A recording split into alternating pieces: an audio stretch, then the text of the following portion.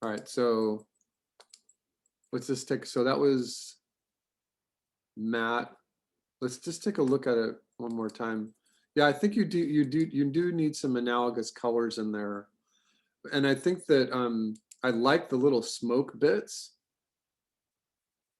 but I think that you might want to tone them down just a little bit so that you can actually play with your pixie dust. It's looking good though. So what up? It's looking really good. I put so okay, never mind. Thanks. What were you gonna say? Well, I put those sparkles at the beginning. What do you think about that? Oh, It let me, was just I just did like a little demo of it because I knew we were going to be spending 2 weeks on this, so right. I didn't want to put those in like the whole thing and waste a bunch of No, time because you're on the those are right path. taking a long ass time. Yeah, you're on the right path. My intuition though is to tone down the smoke Okay. and then concentrate on the pixie dust itself.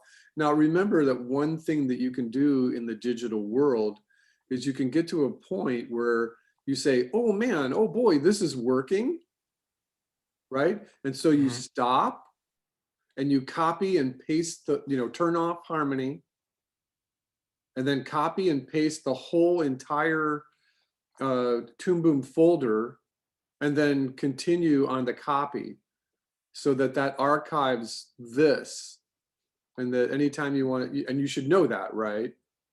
I see what you mean. I usually Um, just make a new layer or whatever, right? well, instead of a new layer, you copy and paste the entire folder and work on the new folder so that it archives this so that you could always go back to it. You have to copy and paste the entire folder because it's a folder application. It's not like Photoshop where you can just work on a separate copy of the icon. You have to do that for the whole folder. But it's Right. looking good. I like the little sparks that you've got at the front. It's kind of interesting. All right, let's go to the next one, Charlie. Hello.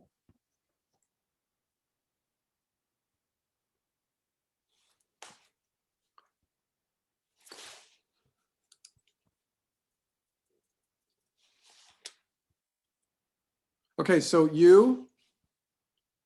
on this one, there's an example where Yep. Charlie has decided to hang right there too. See it? I'll play it again.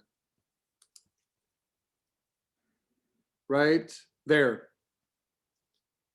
Do you see that? So this is looking good, Charlie. So again, I think that now it's time to put a node on that cloud a little bit. And I'll show you how to do that here in just a moment. Because the idea is the pixie dust itself. I like these little drippy bits that you've got. I worry that that they're not moving downwards enough. In that when I play it, the little drippy parts look like it's translating as water, almost like sticky water as opposed to pixie dust. Okay. It's not bad, but it depends on how many layers you've got about whether or not the effect can be just toned down a little bit with the nodes itself or embellished a little bit. But remember that the idea is the pixie dust. Okay. Other than that, it's looking very good.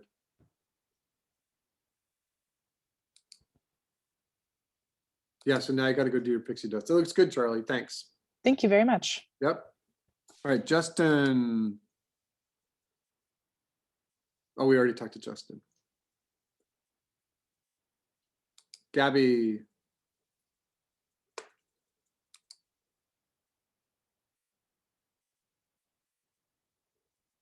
Hey, you've got the little sparks coming out of the front of it too.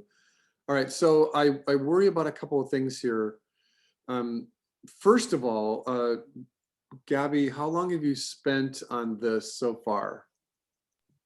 About like 6 hours. 6 hours, okay. Because I'm wondering, let me play it one more time. I'm looking at the final duration, 2, 3, 4, 5. So you've got about 96 to 100 frames. I think it might be moving just a little bit slow. But it's okay. I think that, Okay. but let's just say, okay, that it's moving a little slow, but we're okay with that because as an artist, that's what you intended.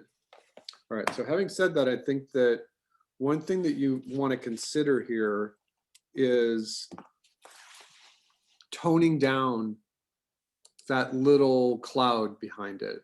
Okay. Because the cloud, remember that the cloud was there for a purpose to give us the idea of where your pixie dust should fall, should land, should be. And so because your cloud isn't really stretched out too long, Okay. the first thing that you may want to do is go back in and add a little bit more behind it so that it's trailing behind it just a little bit, because your orb isn't moving too fast. All right, so having said that, I also think that you can tone down the appearance of this cloud with an alpha if you haven't done that already. Or like I just said, we're going to talk about nodes today. For those of you who have the Harmony version, sorry you. And then going in and putting the pixie dust on it as well. And remember too that even as we're doing these cursory critiques here in the beginning, is the idea that you all could be working in the background. If we were on campus, I would just be walking behind you in the classroom and everyone would be working. But it's looking good. I think it's time to start exploring some either analogous or complementary colors, whatever you feel comfortable with. You know, I'm looking at something that's just kind of an odd thing. So is this a reveal? What do you mean by that? I'm looking at the motion here and I see that, did you take the background and paint like I don't know, a texture in the background? No, So I you just used like the pastel brush or whatever for the cloud. okay, because it looks like that like you used a matte pass or a reveal or something. Because the little texture kind of stays in place. I don't think I The did. texture doesn't look like it moves.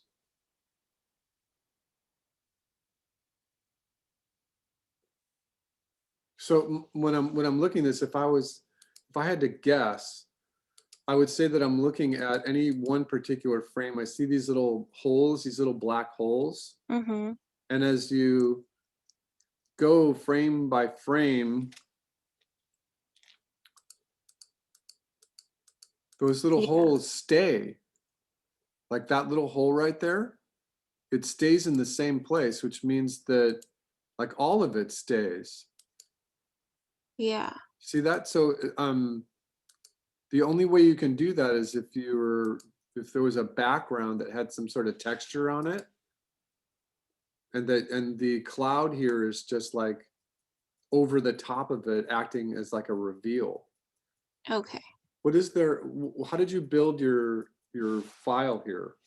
I did the color card and then I just took like the regular brush and I enlarged it in black and I just drew over it. Huh.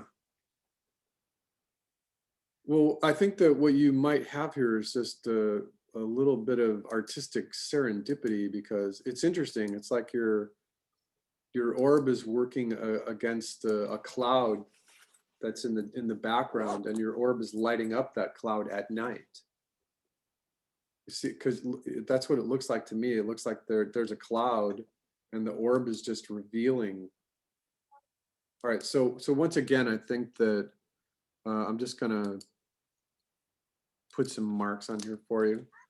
So I think that just once again, I think that you want to extend the cloud out just a little bit more, right? And then your job is to go back in and put the pixie dust behind it. And and I think you're ready for that. That's the next pass. And remember that what I'm looking for is the spread, Okay. so that the pixie dust spreads out as this goes along the path, that the actual pixie dust spreads out and falls.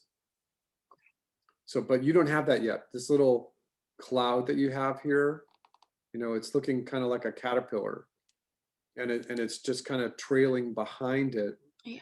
Which is fine, I think, but I think that you can affect that by putting a transparency node on it or a blur node on it, which we will do today here in just a moment, or even an alpha within the color itself, and then paying more particular attention to the pixie dust itself. So did you want to screen grab that? Yes. Okay, got it. Got it.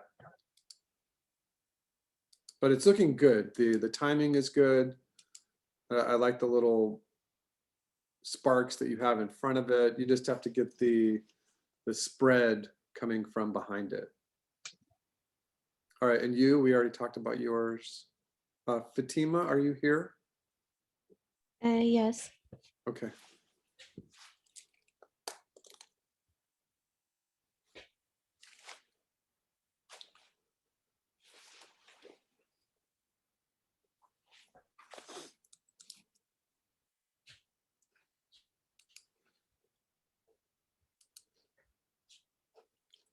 Look here, everyone, that's how I do attendance. Okay.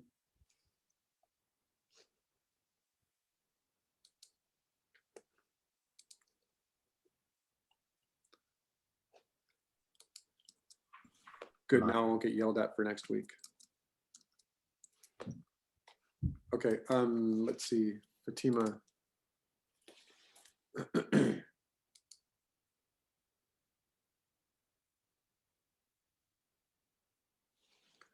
All right, I think the timing of your orb is looking pretty good. But there's a couple of things to think about here. And I don't normally see this, but I'm gonna stop it right there. We'll go back a couple of different frames. So I'm going backwards just one frame at a time here. And what I'm seeing is that there's a little wiggle. I told everyone to draw this little cloud that trails behind your actual orb itself. And as you're doing this, your orb is like, or your cloud is like going back and forth. It's going left and right. And I think that you want it to trail it behind it, specifically on the arc of motion, so that the thing is that the orb is the thing that your mind sees, your eyes see, and then it's eye candy for us to see the little spread of the electric magic pixie dust. But because your little cloud is moving back and forth, I want you to go back in and either adjust it or redo it. Sometimes it's easier to just redo it, but look, hold on. Right? See how it's going back and forth right there? Yeah. It kind of wiggled back and forth. All right, so, and it's wiggling back and forth in a couple other places too. Remember that from our main discussion last week, and this is not the file that I wanted. So that was 12 February.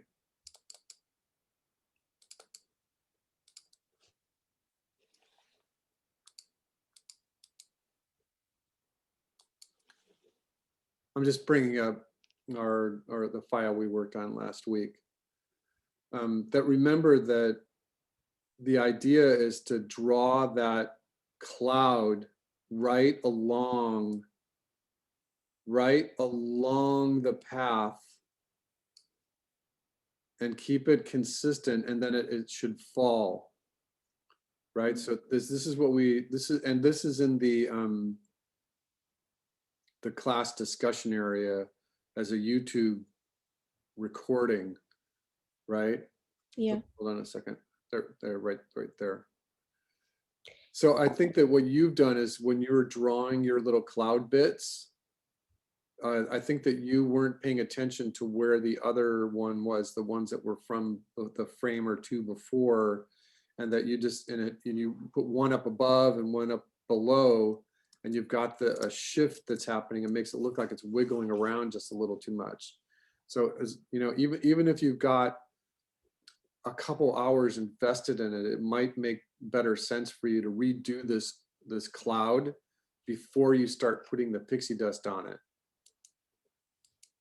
Okay. See, it's wiggling around just a little too much.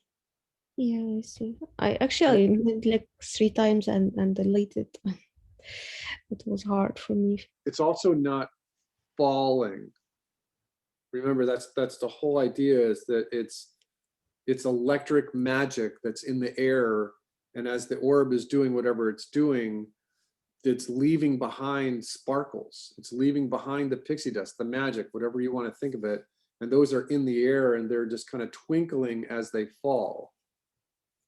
Okay, got it. Okay. Okay. Okay. Simran, Here. hello. Hi.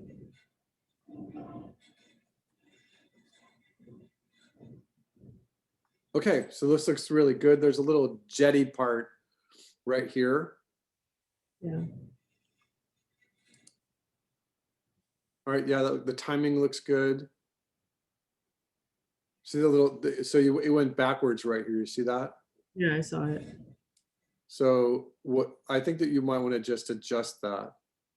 Just take out that part right there, Mhm. because it's going backwards. Because one of the reasons you want to consider this is because if you can do this, you've got like a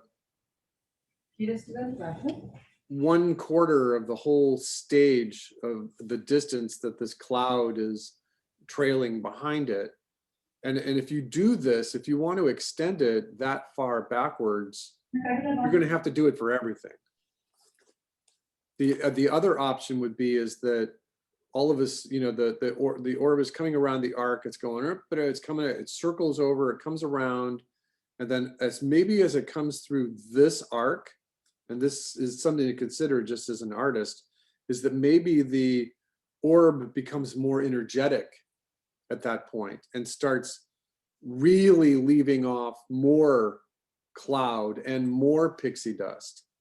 It's something to think about, because it might be really interesting. You know, two of your classmates this week added in sparks coming off the front of it, which we didn't even talk about last week, and that's interesting. So you might have inadvertently hit upon something that's kind of interesting, that as soon as the orb comes around this corner here, it becomes more energetic and leaves more behind it. Try it. That's the only thing I can say, is try it. And then again, we're going to tone this cloud down a little bit. I think the first thing that you want to do is see if that extension of the cloud around this corner works and that you're happy with it. Realizing that if it does become energetic at that final moment here, that you're going to have to draw twice as much pixie dust, and that makes just twice as much work in that last second or 2 seconds or so. But the thing that saves you is that that's at the end. And if you had done this early, like if you had gotten the pixie dust to really become energetic over the top of this loop right here, that means that it would have had to have fallen all the way through the screen, and it would have just taken you quite a bit more time. So you might have inadvertently picked a place where it's more interesting and it's a little easier to do. Okay, got it? Yeah, got it. Thank you. Okay, I'm going to stop sharing my screen for just a moment. Is there anyone who didn't upload to the classroom? Remember that this isn't due next week. That would like me, like Fernando. Did you want to share your screen with us? Or Rodrigo, you were new. I sent you an email. Yes. And did you watch the video? from last week? Yes, And do you have something to show or not? not for today. Okay. Shane, Yes. did you want to share your screen with us? Did I think I did upload it into You the did discussion. upload it? You just need to refresh it. It should be there.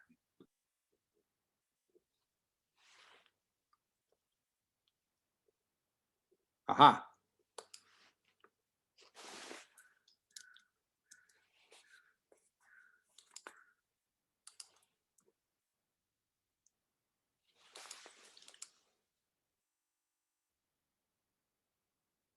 Okay, you have to get it off, right? You know what I mean? Yeah. Off the screen. So the orb is off the screen, but now you have to get the pixie The dust trail. to Yes. fall off the screen as well. All right, it's very interesting. You've got a very long trail. But you're only at the 3-second mark, so you're good.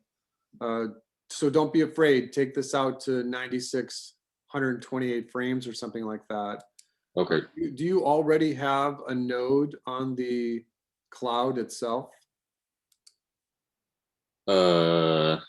No, you don't, because you would have entered yes right away. All right, so yeah, it's looking good here. I like how you've got a place right there where it becomes energetic. That's good. I always appreciate the perspective grid. That's nice. I just leave it in there, by the way. Okay. You know, at some point or another, you might even want to go back in and put some sort of graphic background in there, or just to highlight it or something. Yeah. But it looks good. I think that, yeah, you just have to get the orb is off the screen now, but now you've got a bunch of The whole thing frames. off the screen. Get the Yeah. whole thing off the screen. So yeah, it's looking good. Okay. All right, did I miss anybody?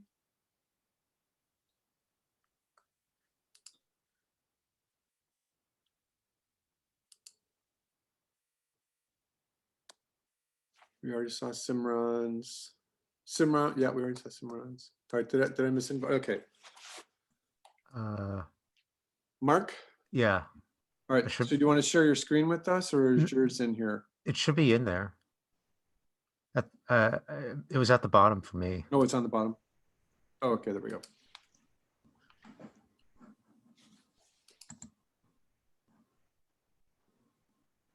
Okay, I think you're in a good path. You're on a good track. Again, I think that you want just a little bit more spread. Yeah, You don't want this thing looking like a knife, right? So Okay. so even in the cloud pass, always just try to give yourself what I had in my demo Yeah. is a spread. You know, it spreads out, it widens out the further along the arc that it goes. So I think that it's both scientifically, and I use that very lightly, and artistically impossible that this thing could be coming across, the orb could be coming across the arc and leaving energized pixie dust in the air, and that the range, the width of that pixie dust is just contained in one little thing. And the way that would read is if this was a rocket ship that was miles and miles away, and that the cloud is actually dispersing or spreading out, but it's so far away that it only appears as a jet contrail. Remember that this thing literally should only be a couple of meters in front of our face. So you have to get the thing to spread out a little more. I think the timing is okay. It's fun. One thing that you're definitely going to want to do is tone down that cloud, and then you're gonna have to put the pixie dust on top of it. But there's like a little place where it explodes right there. That's kind of fun. Yeah. So yeah, go with that. But remember that the idea might be as a firework. Is if it explodes like that, you're gonna have like, it'd be really cool to do like a whole bunch of pixie dust that just covers half of the screen and then falls. You see my hands up there in the window? Yeah. Yeah. And then it just kind of Exploding. twinkles as it falls down. So like the way I did this was that I wasn't really sure how to do the clouds to start with, and Yeah. then like it sort of the further I went on, the more I started to get it. But like you're Right. saying, there's too much cloud towards the end, or No, I think it's good. Okay. I think you just have to put a node on them so that they're more transparent or that they're a little bit more blurry. Or even an alpha on the color itself. And then concentrate on doing the pixie dust. But okay. yeah, I think you're on the right track. Have we done nodes yet? Nope, I'm Or- doing that today. Okay. Okay. Okay, yeah, that looks good. All right. All right, Rodrigo, do you kind of get the idea of what we're doing here? Yes, All definitely. right, Javon, you were absent last week, but did you get a chance to see the video that I posted? Yes, I did. Okay. Did you start on it yet? I haven't started on it yet. No. Okay. And Sharon, Hi, I think you missed mine. Mine was on top of Mark's. yeah, I'm doing it right now. Okay. All right, Sharon.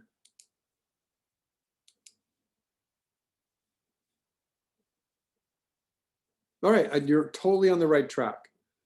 You have to do a couple of things though.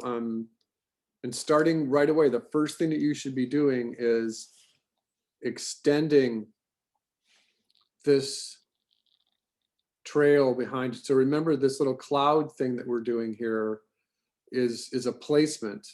The cloud is giving you as an artist an indication where you're going to be placing all of the pixie dust. So extend the cloud. Your cloud is just too short. Okay. But remember from one of the things we talked about last week in my demo was, you know, at least this far behind the actual orb itself, where there's a concentration of cloud and then it gets a little lighter as the further that it gets away. But I think that your timing is good. I think the beginning of the cloud itself is good, but the first thing that you should do is get an extension and behind it. So remember, make it more heavy and then let it kind of tail away for the density, right? For the density of the brush that you're using, it just gets less intense as it gets further behind on the arc of motion. And at the same time, everybody, at the same time, the actual pixie dust is spreading out.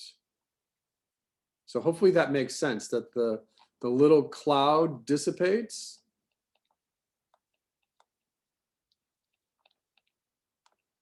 And the pixie dust spreads out.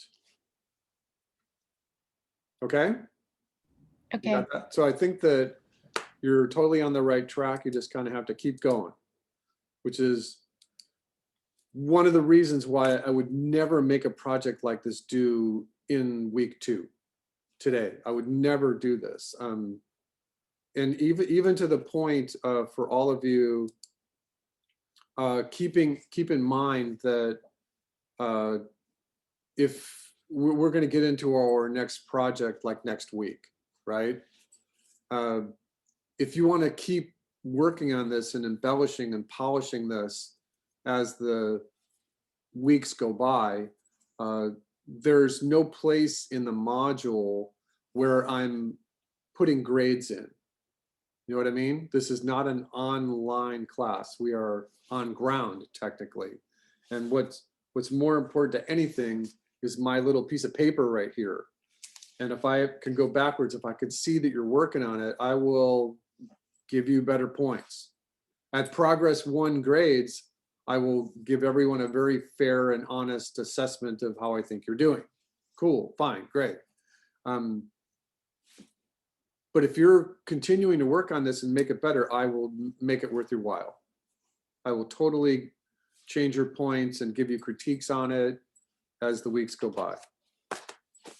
All right, so Javon, yes, there is a recording from last week in the discussion area of the class.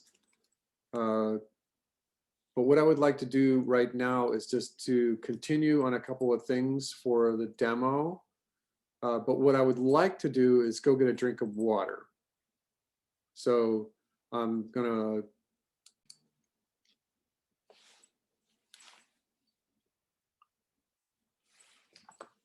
So there are a couple of things that I wanted to share with you. First, and this doesn't always work, was the notion that a real-time example of what we're doing can be found in a bunch of different games. The Pokemon Go is a really good example when you're trying to play with your Pokemon, who is your buddy. And if you rub your fingers on him, you'll see that there's a bunch of pixie dust that comes off. You know, that game has a bunch of special effects in it. And I always get yelled at when I call it a game because the director of our game department thinks it's more of an app than a game. And I kind of agree with them. You know, a game is really based on strategy and rules. You know, those two things mostly when you're talking about games, it's strategy and rules. And it's more of just an adventure collecting application than a game, really. But there's some good examples of special effects within that, within Pokemon Go.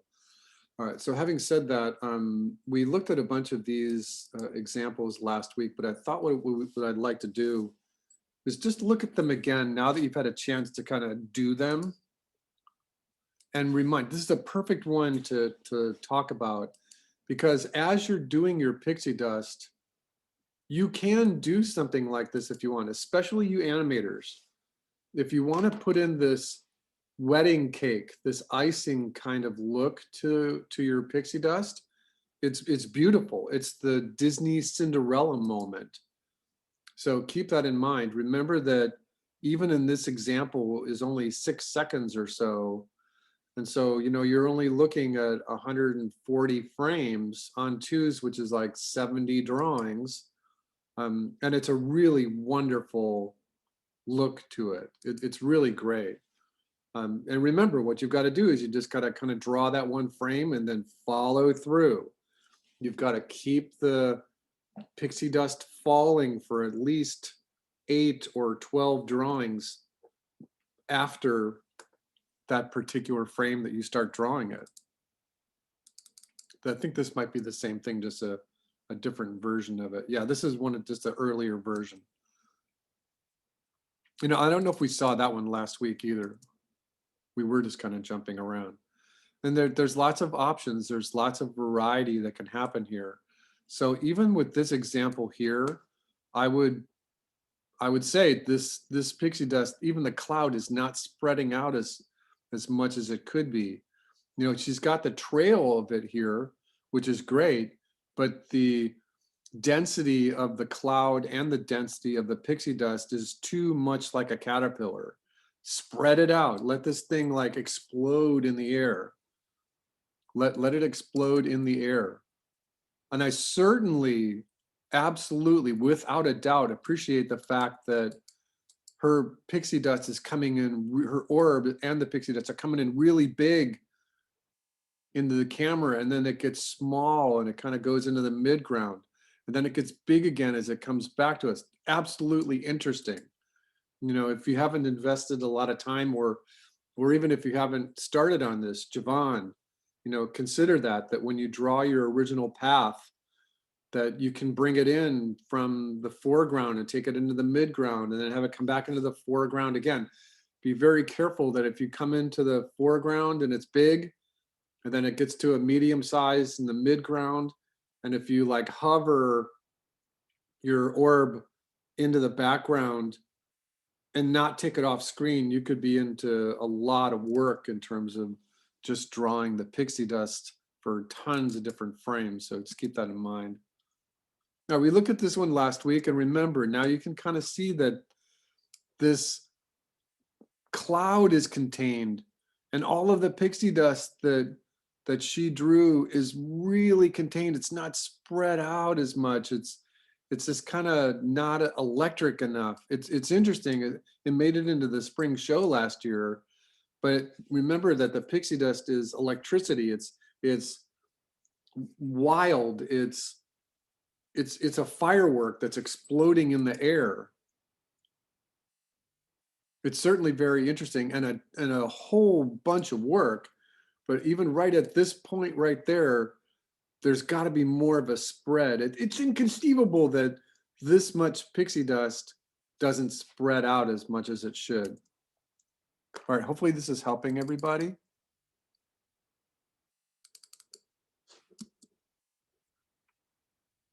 Again, this was just an early test. And we talked about this one specifically last week, that it definitely looks like a caterpillar, you know, and it might be just an early test.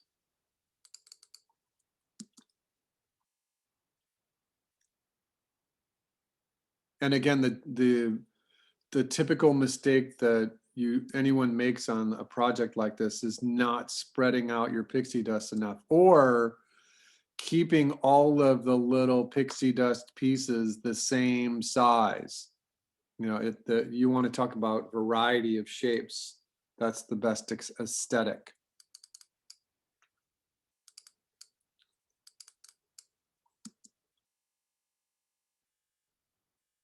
You know, again, I think it's great. This is a lot of work. There's not a lot of variety of colors in there, but it's not spreading out as much as it should be. And there's not a lot of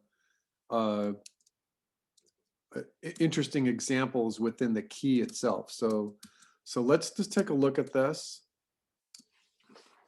What I'm going to do is I think that let's just play this and just evaluate it like we did last week. Remember that what we did last week is, you know, I had said, hey, you know, this thing is kind of moving a little bit slow. And then when we rendered it, which is File, Export, Movie, File, Export, Movie, that it gives you a .move automatically. It gives you what's coming in. H.264 codec is an MPEG-4, which is a QuickTime movie. It's going to the desktop. Pixie Dust version 1. We're going to call this 1B in case it overrides it. I've got 180 frames, and we're going to say OK. And we're going to go grab this thing, and we're going to look at it.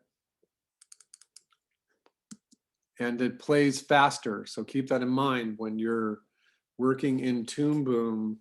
Toon Boom can be a very big and very robust application, and it takes a lot of RAM. Even on my computer here, which is fairly decent, there's still a lag right there.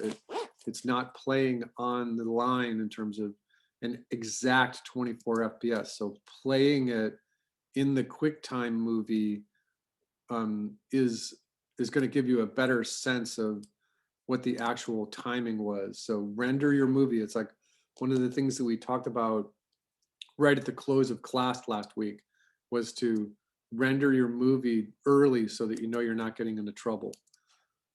All right, and because I don't need this, I'm just going to throw this away. All right, and then on the arc layer here, I'm going to just turn my arc layer off, and we're going to play it again.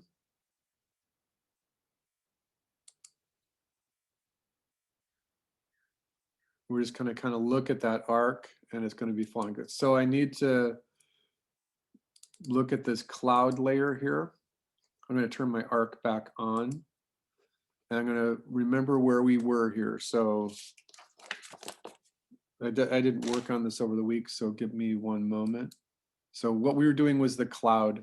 on this cloud layer here. Remember that one of the things that you want to do is stay logical.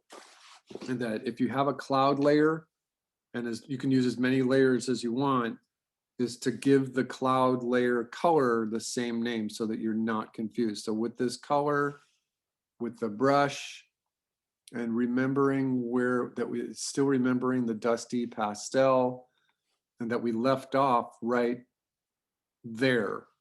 And I want to turn my onion skin on, and especially with this one, is to get the idea of the spread out, the spreading out of the actual cloud itself. So it's spreading out a little bit, and then all of this stuff needs to fall. And then it's also going away. It's also kind of dying out here. So I am touching my screen just very lightly. I'm not using brush strokes. I'm just kind of imagining that I'm drawing pixie dust, but I'm using this brush. All right, and then remember, so now I'm going to get it to spread out even just a little more, and a little bit more dense right after the center of the orb itself.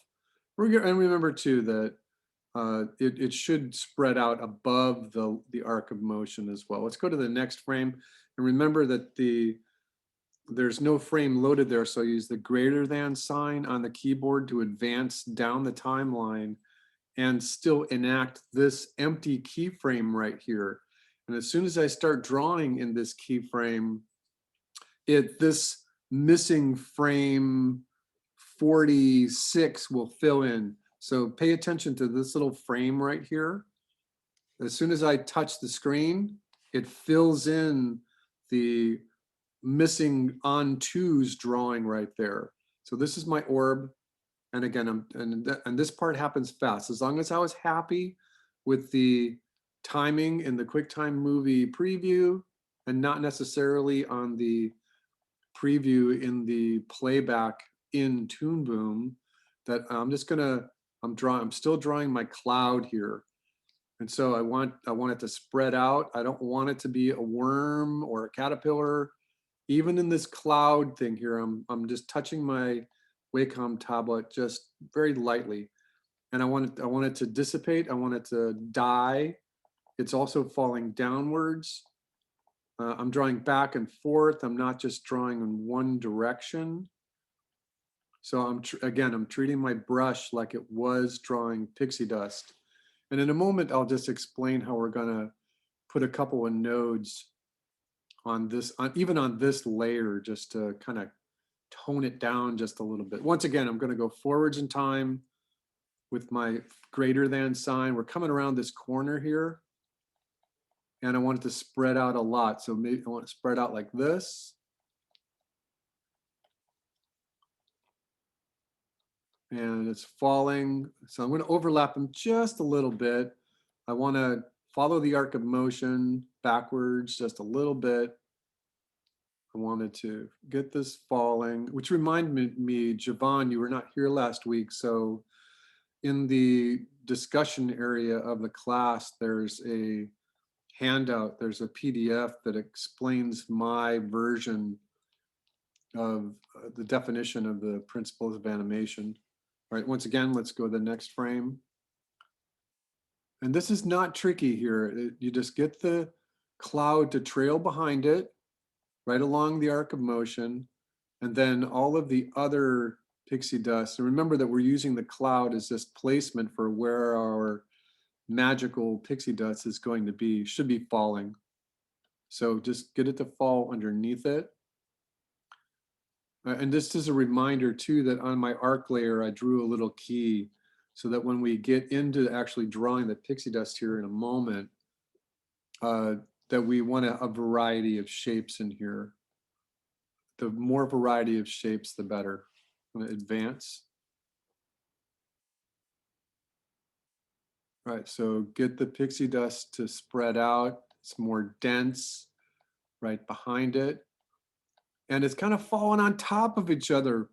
It's kind of falling on top of itself right here. So I'm giving myself more little dabs of my brush And as soon as I do that, it's going to be a little bit more dense right there. And then this stuff is falling downwards. So and now it's decaying, it's dying, it's decreasing in intensity. So, and I'm trying to get a random quality to this. So let's advance this.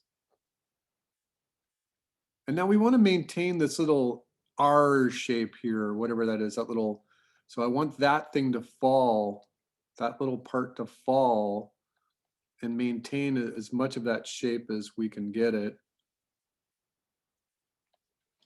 And the other thing that I wanted to remark here is that I'm just using very light pressure. I do have a sensitive tablet. I do not have a Cintiq screen. I'm just using a tablet, but it is pressure sensitive, and it's just as a digital artist, you should get one of these. They're absolutely great. All right, let's continue. And even in this frame, so I want the spread out above and below the arc, and I want to maintain this little R shape here. This R shape is falling. Overlap the cloud just a little bit, let it spread out just a little bit above and below. Let this stuff fall, and then it kind of decays right about right there. Take a look at the overall shape of that cloud. Because remember, we're not going to delete the cloud. We're just gonna give it a transparency. Next frame. Now it's moving a little faster. And remember that was a correction we made, is to just use remember I redid my orb at the last minute. And I did every other frame right there. Spread out above and below the line. Let this stuff fall downwards. It's still got that little hook right there, the little top of the R shape. And then this stuff is diminishing right about right there. Remember that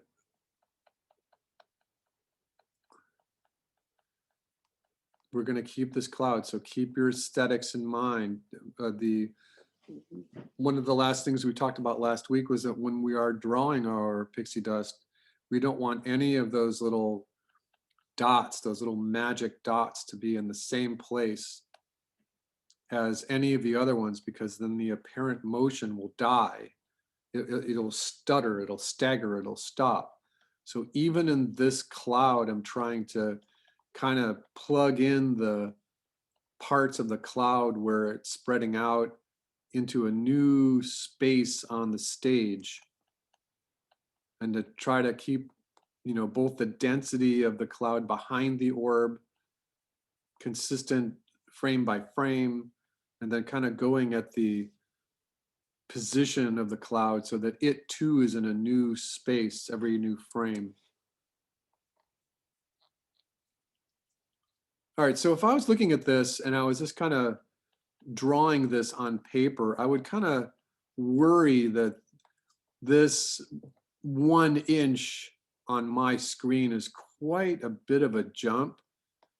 But remember that the QuickTime movie that we played showed us that the speed was actually okay.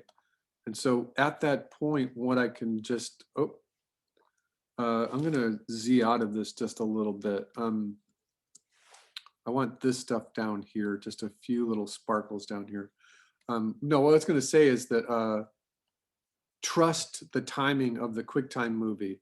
So if there's like any worry in your mind that these two positions are too far apart from each other, remember that one of the reasons for that was because we came in at 1920 by 1080. This is actually a very big screen.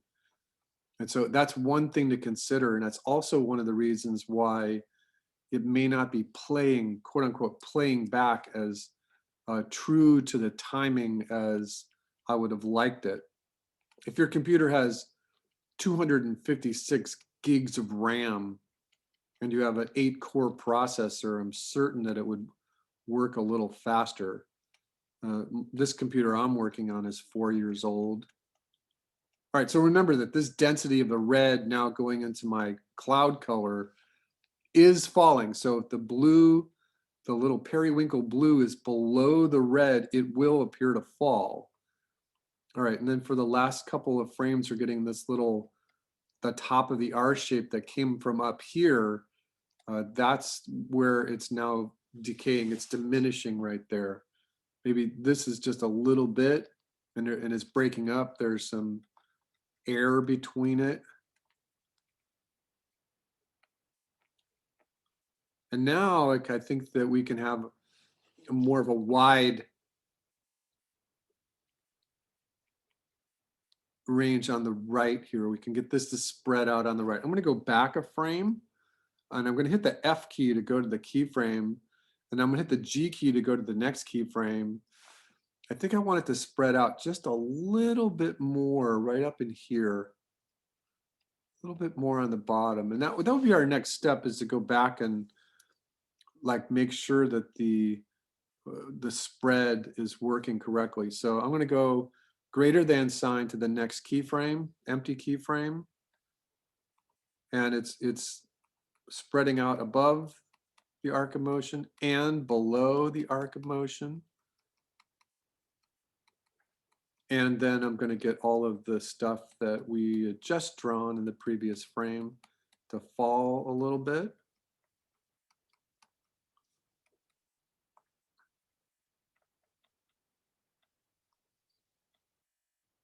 And it might make sense too here to remember that I think that it's one of those things where, as an artist, as a teacher of art, is to remind yourself that your hands have memory.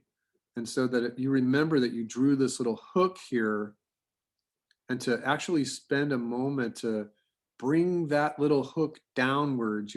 My hand is remembering that there should be something in there. All right, next keyframe. And now I'm here. And they're overlapping a little bit. So the spread is below and above the arc of motion. And then all of this stuff has to fall a little bit. And now they're overlapping. So this stuff is falling. And I'm getting a delay on my screen here. It's not the Zoom thing that's delaying. Toon Boom is actually eating up all my memory. So they're overlapping right here. They're not going to overlap at this conjunction, but they're overlapping right here, which is fine. Just your hands have memory. You just let your hands remember in the next frame. So go to the next frame, start behind it, spread out above and below the arc of motion, and then let this stuff that you just drew fall a little bit, and then this stuff fall a little bit. Let it dissipate. Like there's just a little bit right here, that's gone. And so let this little hook shape fall just a little bit. It'll be worth your while. Just let it fall. Concentrate. And so this is hooked up to this, so you can put a little bit more density right here. All right, next keyframe. All the way up here. Start in the center. Start with the pixie dust that's falling right behind it. So as I'm doing this and realizing that if you only have the essentials version, one thing that you can do is just use a really small brush and just kind of dabble your brush here just a little bit. All right, so this, I'm paying attention to this stuff and this little hook. I'm only going to need maybe 2 or 3 more drawings of this little cluster right here to get off the screen. Next frame. Fall straight on the arc of motion, spread out above the line and below the line, and let all this stuff, this is going to fall on top of each other. So even though it's falling, this area right here on this frame, when we draw the pixie dust, that's going to be tricky. This is going to be where we have the fireworks or the sparkle is going to be right in this area right there. All right, so this little hook And maybe one more, maybe just two more right there, we'll see. All right, so it's moving pretty quick off the screen here. Get the stuff coming right off the orb, spread out above and below the line. And again, this stuff is going to be where the magic happens right there. So even though it's on top of it, it's still falling downwards. Okay, so get this hook.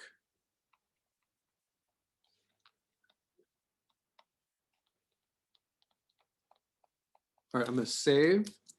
See if that speeds up my screenplay. I'm going to move my stage over a little bit. Spread out above the line and below the line. I'm going to come out from my screen just a little bit. All right, it was pretty thick right there, so let it be. Let this kind of, I remember I'm looking for, even in the cloud portion of this, I'm looking for good shapes, aesthetically spreading out and random kind of quality, realizing that the pixie dust has just a little bit of mass, and so it is falling more below the line. It's spreading out more below the arc of motion than it is above it. All right, and then my orb is over here. And we're just doing the same thing here. All right, so now remember that I'm going to need a couple of frames, even though I'm off the screen, is to get this stuff to go away, to diminish. What's one more? We're over here now. And even though I'm off the screen, I'm still just drawing this so that it stays consistent with the spread of the cloud that's on the screen. We can start to decay this. This is the last frame. We'll have pixie dust right there. I want this to spread out just a little more right there. All right, two more. So now my orb is over here. This stuff is falling and dissipating and diminishing. And I'm filling in those little open spaces. All right, and then let's see what we got here. So now my orb is way over here.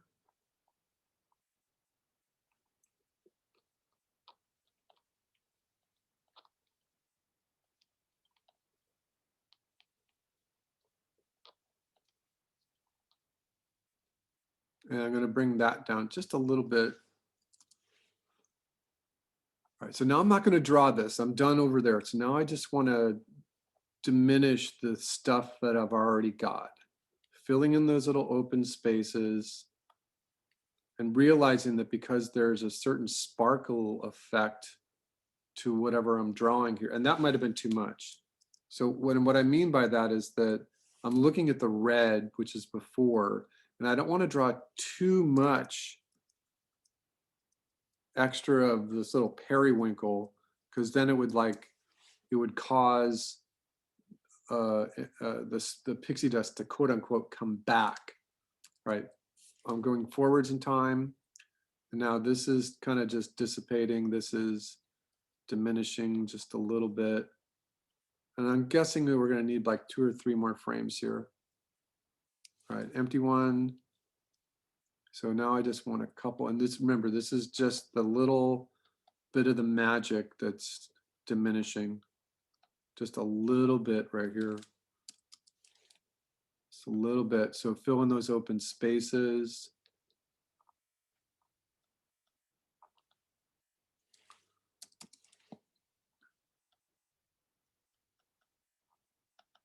Couple more. We're getting it off. So now that you know you're almost done, these are going to be easy frames to draw. So, and you've got a whole bunch of time out there. So All right, one more. All right, let's just give ourselves one last one just for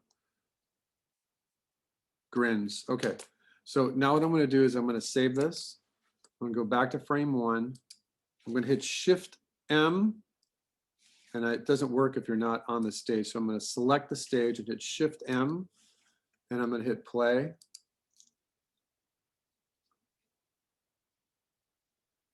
It's falling correctly. It's spreading out. There's the hook over. That's the stuff I just did. All right, so it's looking a little slow, so let's render a QuickTime movie. Export, movie, and we're gonna give this one a C, even though we've gotten rid, I threw away the B version, that's okay. Let's just let it go to 180 and say okay.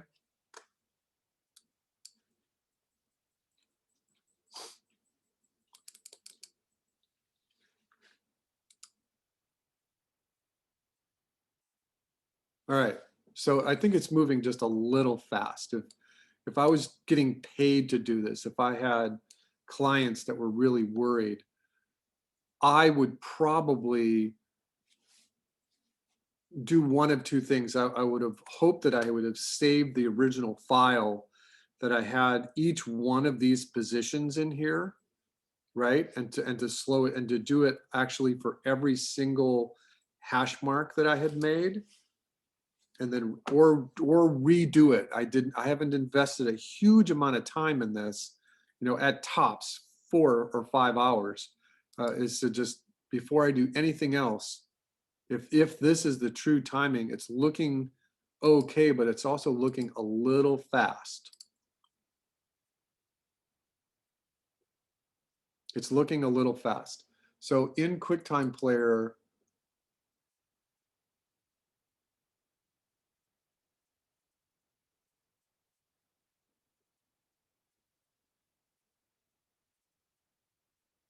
I'm going to take it to half speed.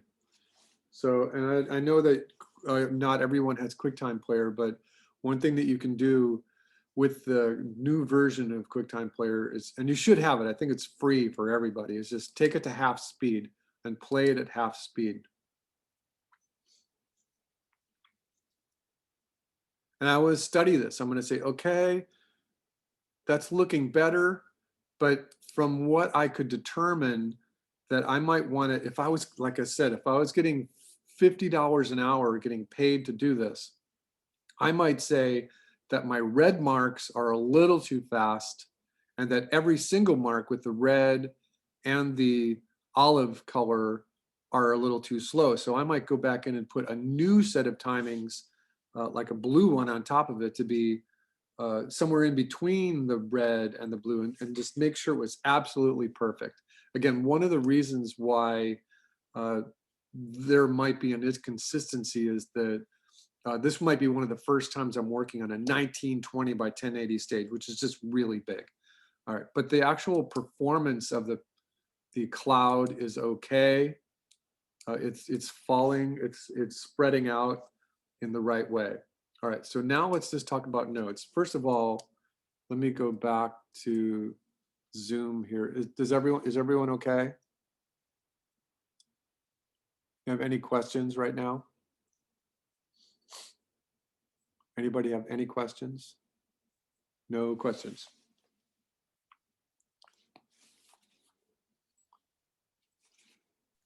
Yeah, I got a question. Matt. I don't really know how to make it like, make the cloud diffuse over time. I mean, I get the principle of like making it spread out or Yeah. whatever, but it's really hard to make it kind of like disappear easily without drawing all the particles individually. You know what I mean? I think so. Let me, I'm just on my arc layer here. So a lot of times what they'll do in animation textbooks is they'll like show you a sequence, right? And they'll say, here's my walking guy. Let me see if I can just bring that idea. So I'll just type in like a 2D animation walk cycle, right? And so it's going to show you like all the frames, right? So it gives you a really good idea of contact down, passing up, contact down, passing up. And it's going to show you what the sequence for each one of those silhouettes should look like when you're doing a walk cycle. But when we are here, and if I was going to do a sequence again on my arc layer, so I can just turn it off and say, here's the cloud, right? It is being really strange. I got some strange things happening. So I'm looking at like the actual spread, the actual above the line and below the line. This is very strange here. I don't think I've ever seen this before. Do you see what I'm looking at? Yeah, it's it looks a me little like- weird, but It's giving me two colors. It's very strange. So if I was going to look at this being frame number 1, that frame number 3, frame number 5, frame number 7, they're all going to look very similar to each other. So if I was going to, like you saw in this example here, if I was going to draw you sequencing, then the next drawing over here would look similar. Remember that those little pieces of energetic pixie dust or fireworks are actually moving around a little bit. And so it's not going to be quite the same, but it's going to be pretty much the same. So if I do frame number 5, the actual keyframe, the actual look and feel of that drawing, that animation drawing, it's going to look very similar to this. It only changes when you have a change in direction. When you have a change in direction and the next frame is falling down, you're going to get a change in shape. Does that make sense? yeah, I guess so. So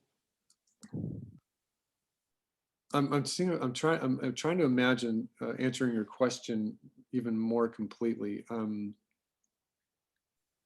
think the problem is that it's just really hard to draw like transparent and like a gradient with vector brushes and stuff. You Okay. know? That's kind of what I'm having a problem Yeah, with. I think that, well, don't think about it like a gradient. I think that as your teacher, one thing that I could like open up your mind and say, okay, here's a better way of thinking about it.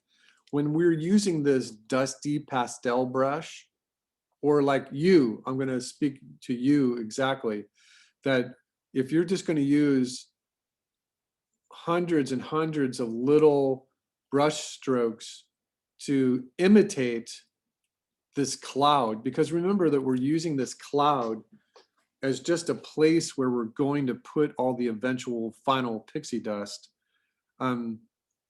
is that you are just drawing a placeholder for where hundreds of little pieces of pixie dust are going to be.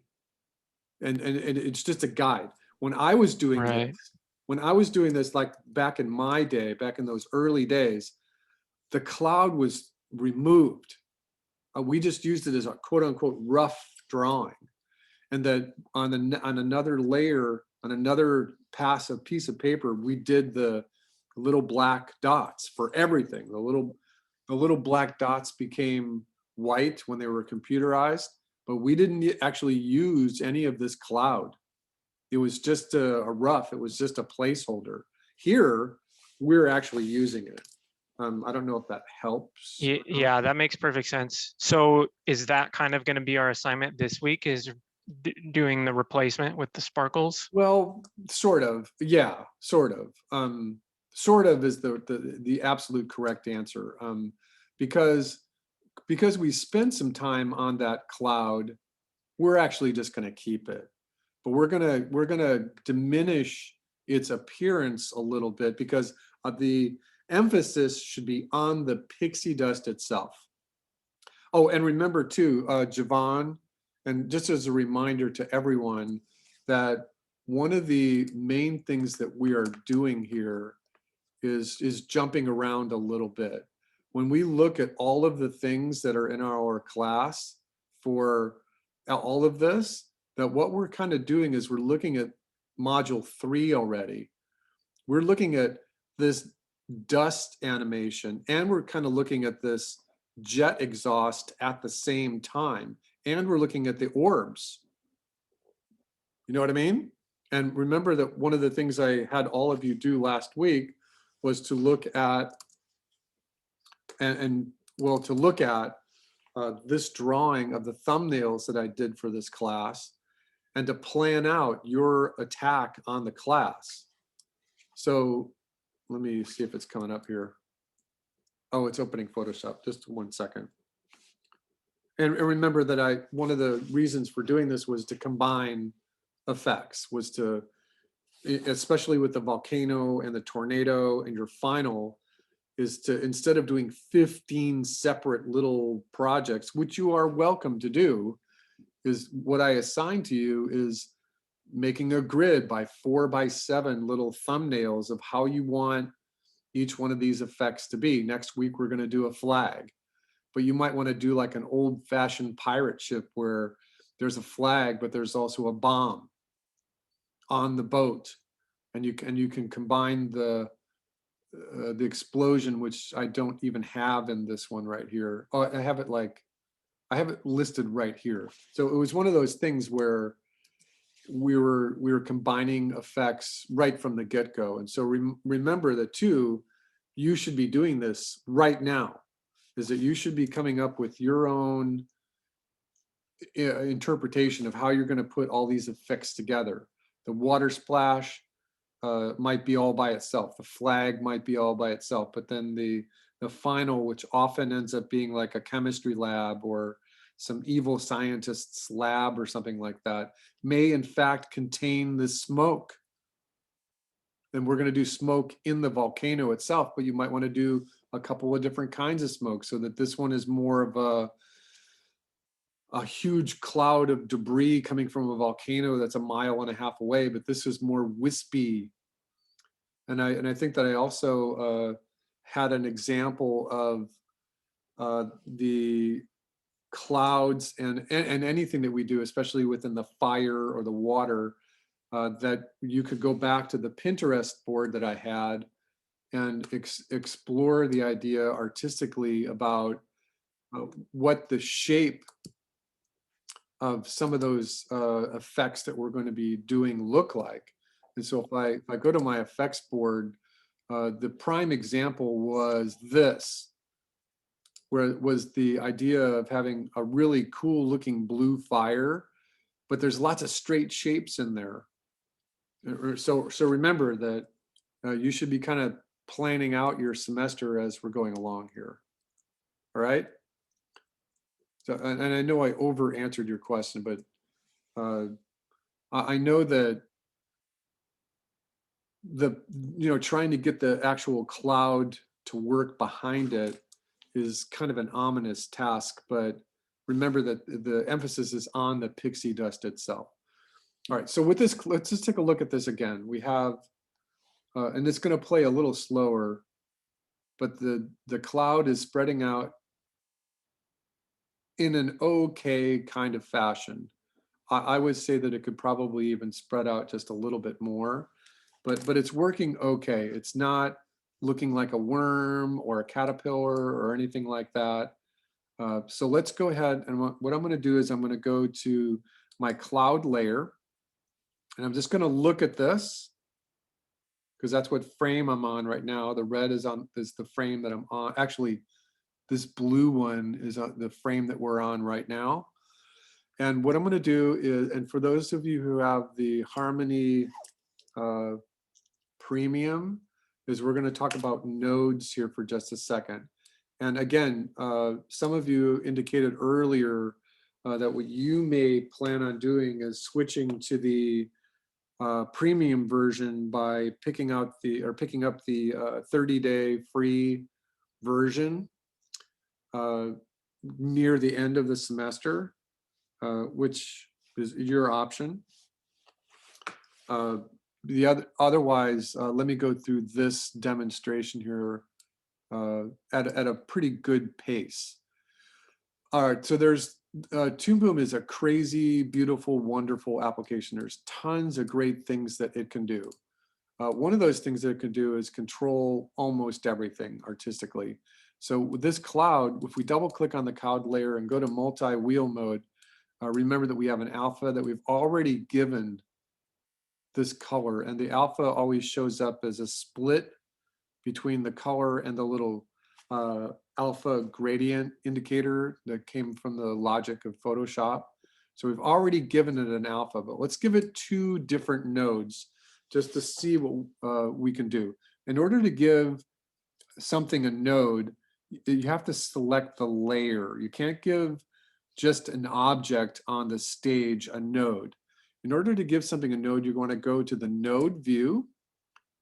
And don't be freaked out. You know, this looks like Shake. This looks like a compositing application, because that's kind of what is going on here, is that Toon Boom is kind of compositing this as we were going along. So once again, under the color is the node view, and it's located under Windows and node view if it's not in your regular workspace. When I'm here, I'm going to hit Command A to select all of this. Remember that the red line for this palette should be displayed. And so it's selected all this stuff on the stage, but this is what's actually selected. What I'm going to do now is hit either one of these 2 buttons. I'm going to hit the first one, the left, because I want it to order up. I'm going to click this little button, Order Up Node. And I'm going to get a dialog box that says overlap each one of these by 25%. Default is fine. And say OK. And once you do this, it just expands everything in this node view. The node view also can have the space bar as a hand, so I can move this around. I'm going to go back over here. I'm going to reselect my cloud so that I can see that it's selected. So this is the cloud layer. And so that's another reason why naming things as you go along is really important. Cloud layer. Now, underneath your timeline, and I recommend using this timeline view instead of any other, there's a couple other ways of viewing this. Like some animators like working in the exposure sheet kind of way, but this is much more efficient. Even in Storyboard Pro, having a horizontal timeline just makes absolute sense. Is hidden the node library. So in the node library, there are just tons and tons of nodes that you can add to anything. There's particles. There's all kinds of weird things. There's confetti, there's fairy dust. You know, you're welcome to try these, but remember that what we're doing is trying to keep this more towards traditional. But so let's go to my favorites, and this is the stuff that I've just clicked on. We're going to bring in a transparency node, and we're just going to drag it right here. And we're going to bring in a blur. We're going to bring in a transparency and a blur. I'm going to move the cloud up here a little bit and bring this down. And I'm going to move the transparency and the blur here. And this becomes important. I'm actually, you know, and I got yelled at by my teacher for doing this, but I like moving these things around individually, just because I'm a visual person and I like to know where they are. All right, so now you can kind of see what's happening is that there's a display node, there's a write node, there's a composite node, and then there's all these little pieces. We've got the pixie dust, the orb that we're not using, that we turned off. We have the arc, we have the background, we have the color card.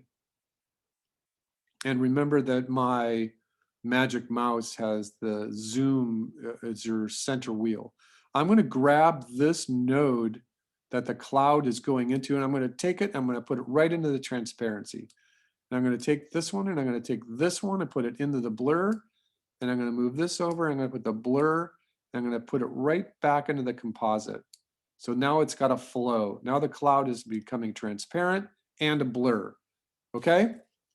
And remember that this is being recorded, so you can always go back and look at this as the days of this next week go by. I'm going to go back to the color palette. Take a deep breath. I'm going to go back to the timeline view and notice that now within this cloud layer show up these two nodes, the transparency and the blur are underneath here.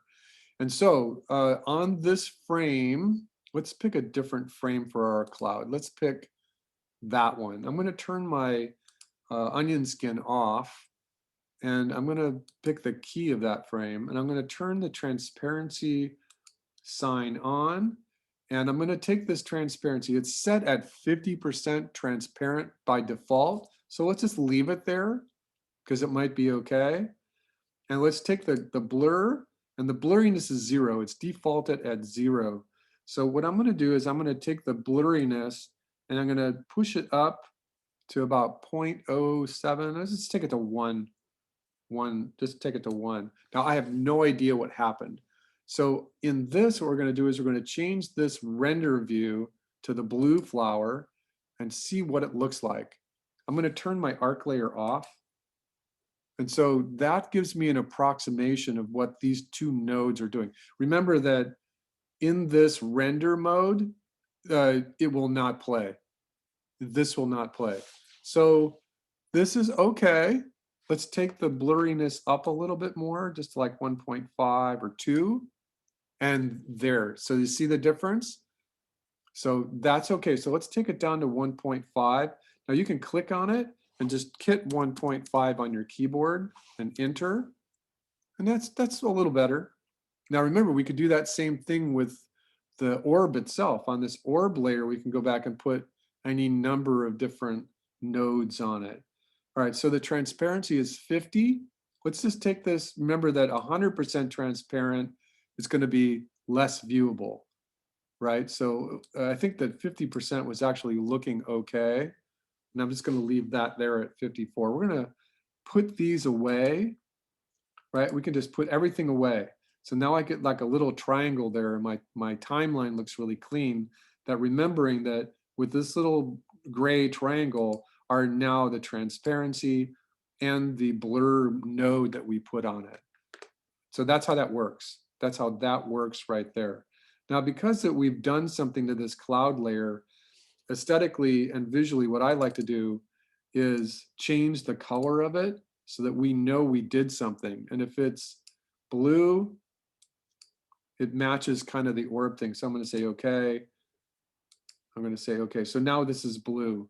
And I like working like this in any application. If I do something important to that layer, it becomes blue the whole way through it. That way I know I've done something to that layer. I'm going to go back to my regular GL mode here, my OpenGL mode, and remember that this is just how we were animating it, right?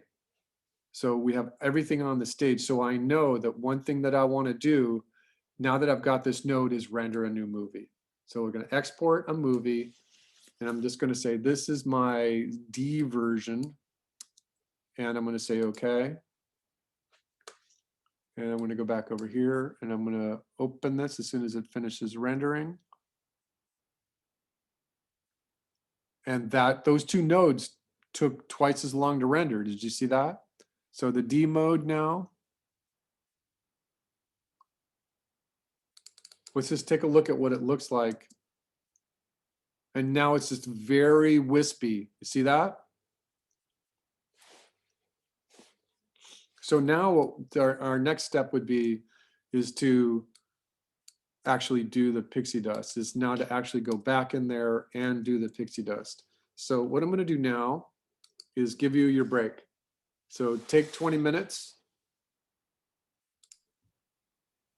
So when we look at our class is set up with, the module 1 was the principles of animation, and I just did that last week. They're talking about hierarchies and groupings and cycles, and we're going to do this cycling thing here when we get to the tornado and all that. But then we're talking about smoke and tornadoes and explosions and gun blasts, all the things that are related to games, bubbles, volcano is your eruption, right? Water drips, lava, mud. And I'm not going to show you every single example, but you should just get an idea that there's 12 or 13 main things that we're doing. And then in the final couple weeks, they ask you to put a couple of different effects or 2 or more effects into one project. And I was just kind of looking at this, and the first time that I ran the class, I think I just went week by week, and we ended up getting a lot of different projects. And then I came up with that idea of putting them together and getting just 2 or 3 projects. And then I kind of expanded it back out to include 5 or more projects, just because they make better portfolio pieces. They make better spring show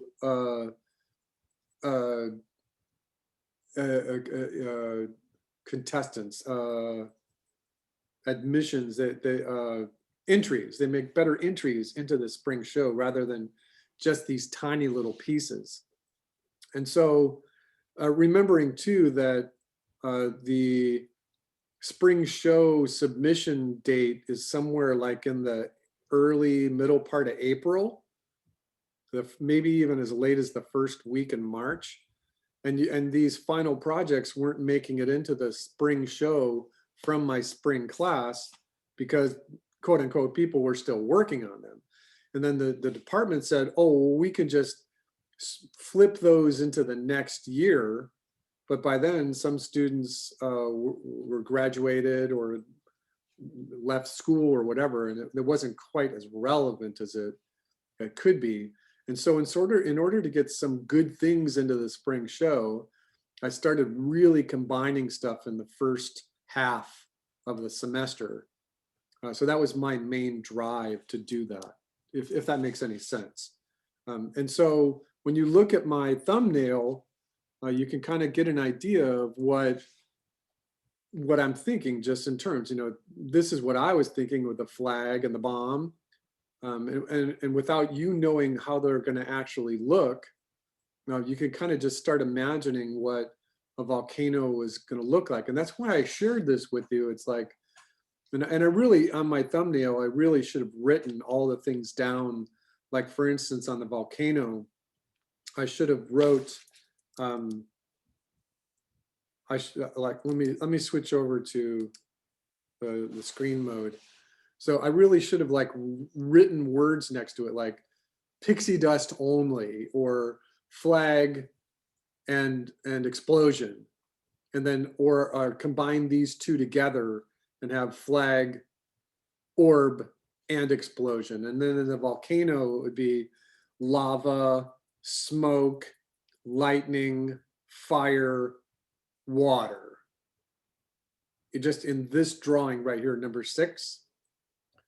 And then in the tornado would have cycling and the volcano and lightning again. Volcanoes or tornadoes often have lightning, and debris and flashes. A lot of times I put the water in the volcano, but in this example, I have it separated out so that the water is by itself. A lot of times in this volcano, because I kind of imagine some Jurassic kind of scenario, that there's a big pool or a big lake and a bubble, like a mud lake, and there's these mud bubbles popping.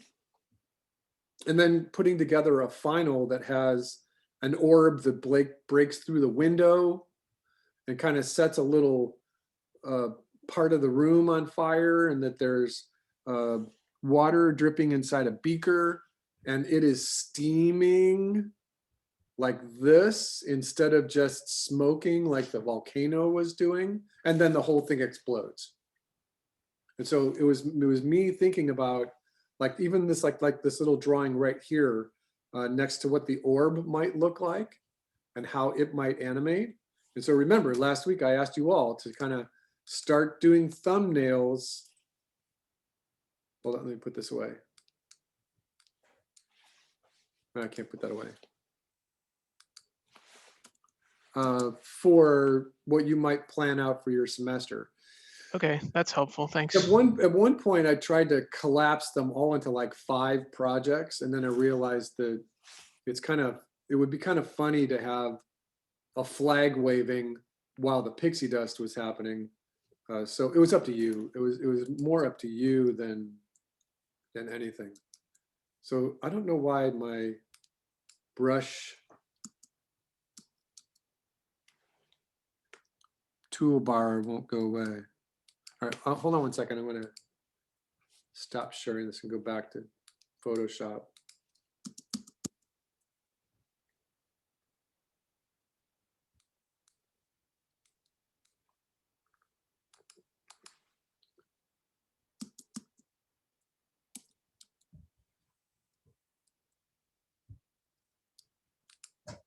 All right, I'll have to take care of that later, except that it's overriding everything. I'm going to quit Photoshop.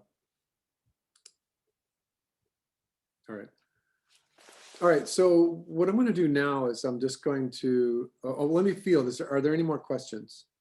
Charlie, Simran?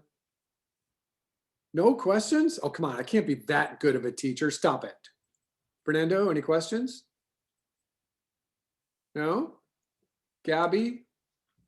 Javon, you don't have any questions? Alex? Not so far. No. Okay, so remember, I want this due next week. Okay. And there's a couple of things that I want to just reiterate. And let me think of a really clever way to do this. I'm going to do this by putting the reminders in. I'm going to actually draw this in Toon Boom. All right, so on my arc layer, I'm going to just give you a couple of reminders. And it looks like I've already got them in there. So this is just a triple reminder. What I'm going to do in my triple reminder is I'm going to do the, just like I told you, reminder. And I'm going to make this reminder color very bright burgundy red.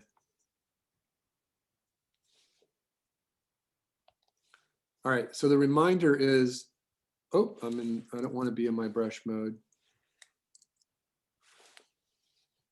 All right, so remind all of you that when you deliver these, I want to make sure that your file names are absolutely correct, that you have to keep the file names as small as possible, no spaces, and capitals mean something. You should be in or around 8 to 10 characters at best. The way this is set up is that you name your file by your initials. Underscore is important because there's no spaces. And then this is just Pixie Dust version 1. And remember last week I checked our roster and there are no 2 people with the same initials. Rodrigo, I'm just testing this to make, yeah, there's no RT. So just use your initials and underscore Pixie Dust version 1, version 2, version 3, whatever you want to call it. And this is important. If I needed to go back to our class and go to the discussion area, I see that there's someone just submitted something. Let's see what that was. Fernando. Yes, that was me. Okay, gotcha. All right, so this Hello? is looking, yes, can you hear me? Fernando. Kind of. It sounds glitchy, but I can hear enough. So this looks pretty good. Can you hear me? I can hear you perfectly.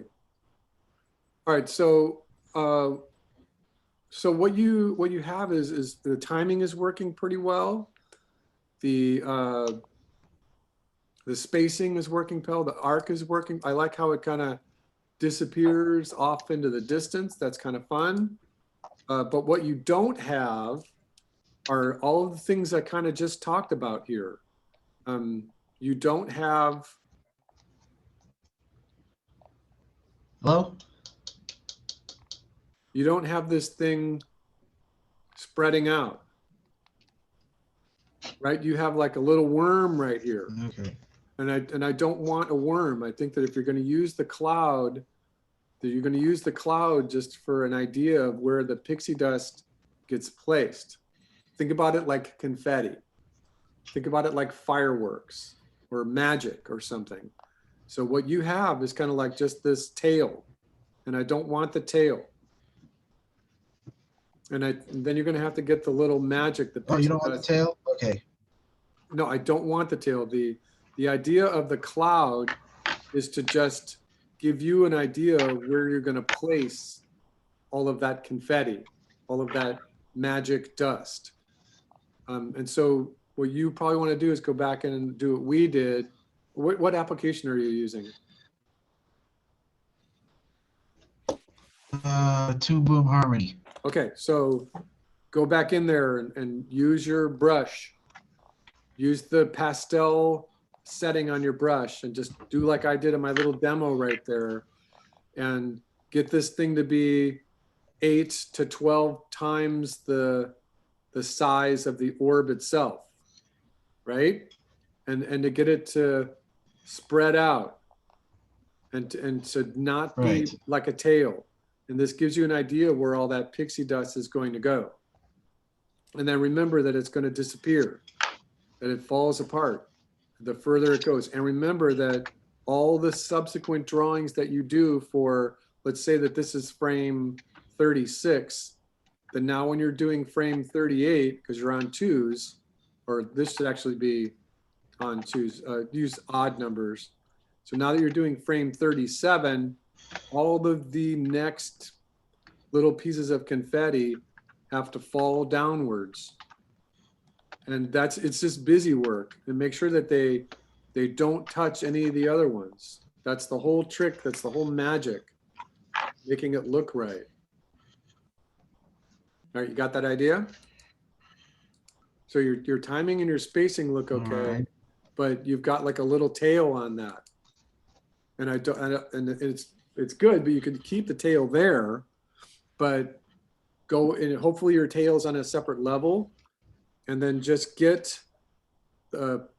put an alpha on it, put a node on it so it's transparent and it's a little blurry, and then you'll be better off. Okay? All right. All right, so what I'm going to do now is just kind of give you an idea of what the actual production of the pixie dust should be like. I'm going to do a couple of things. We have about a half hour or so. And so just let me give you the heads up, a demonstration for a couple of different layers that you can put on top of this. So right now, I'm going to, once again, what I'm going to do is I'm going to turn my arc layer off, and I'm just going to play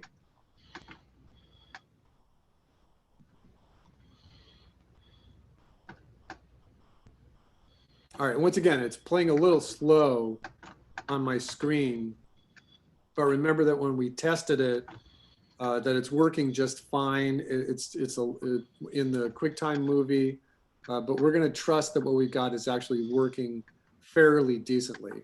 So what I'm going to do, and remember too, for all you newcomers to Harmony, that you absolutely have to have a color card, or the shot will not render. You have to have a color card, and you do that by just bringing up add color card. I'm going to add a new drawing layer, and what's going to happen is I'm going to call this my I'm going to call this P_2 for Pixie Dust 2, and I'm going to say add and close. And now my P2 layer is in the wrong place, so I'm just going to grab it and bring it up to above the Pixie Dust 1. And you can see that last week I just did the very beginning of the pixie dust itself. I just did the very beginning of it. And what I wanted to do on this new layer here was give you all just an appreciation for how, just about how long it takes to do this. Okay, so the other thing that I want to do here is I'm gonna turn my arc layer back on.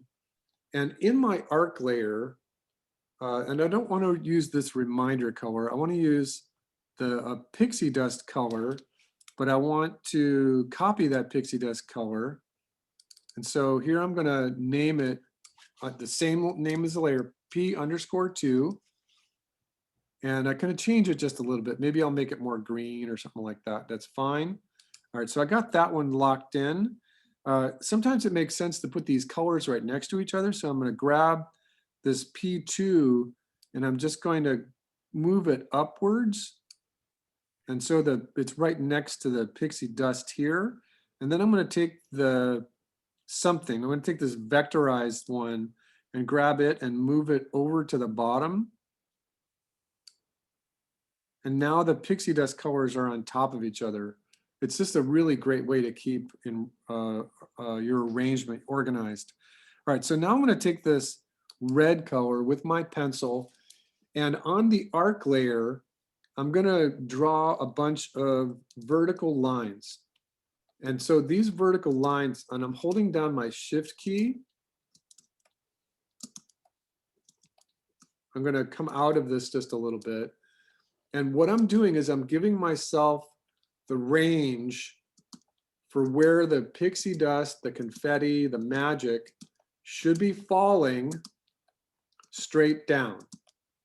Remember to do this on your arc layer so that it's not part of your art.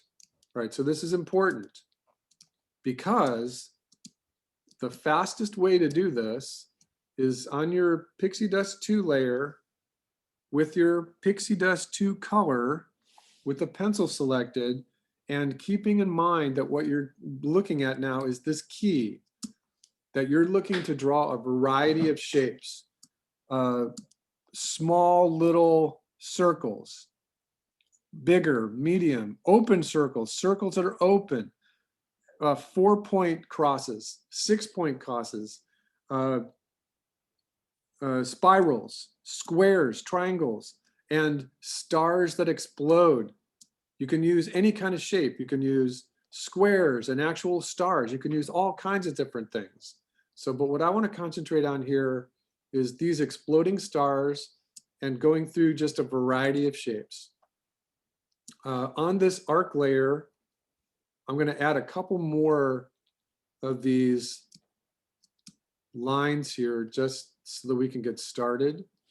And I'm also going to, now what I'm going to do is on this layer, because remember that what we've done is we've tested this. The orb is working, the cloud is working. Now we got to do our pixar dust.